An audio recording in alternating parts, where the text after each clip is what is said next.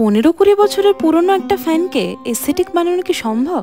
High, আমি ডেলাইলা। আমি challenge নিয়েছি আমার স্টোর রুমের মতো দেখতে ঘরটাকে এস্থেটিক রুম বানানো। ঘরের প্রতিটা জিনিসকে এক এক করে এস্থেটিক হতে দেখে বেচারা ফ্যানটার মনে হয় একটু দুঃখই হচ্ছিল। আজ ভাবলাম এই ফ্যানটারই একটা গতি করা যাক। মনে হয়েছিল এটার এমন কি কাজ, কিন্তু ফ্যানে যে পরিমাণ ধুলো জমেছিল সেটা পরিষ্কার করতে করতেই আমার মোটামুটি একটা বেলা লেগে গিয়েছিল। এরপরে ছিল স্যান্ডিং। পাখা পরিষ্কার করার পর ঘর পরিষ্কার করে দেওয়াটা কিন্তু তার চেয়েও বেশি ইম্পর্টেন্ট, না হলে কিন্তু মায়ের একটা মারও বাইরে পড়বে না। ধুলো পরিষ্কার করে এবার চলে এলাম স্যান্ডিং করতে। যে কোনো পুরোনো জিনিস রং করার আগে এই দুটো স্টেপ সবচেয়ে বেশি ইম্পর্টেন্ট।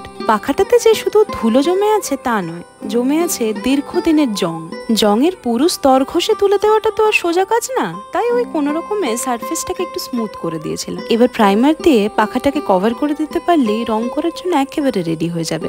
একটা মেটালকে লং লাস্টিং আর রাস্ট ফ্রি রাখার জন্য প্রাইমার কিন্তু ভীষণই জরুরি। আর একটা ছোট্ট কাপড়ের সাহায্যে ফ্যানের কভারটাকেও প্রাইম করে নিলাম।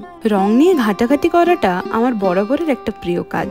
আচ্ছা, এবার বলো তো পাখাটাতে ঠিক কেমন ধরনের আর্ট করা যায়?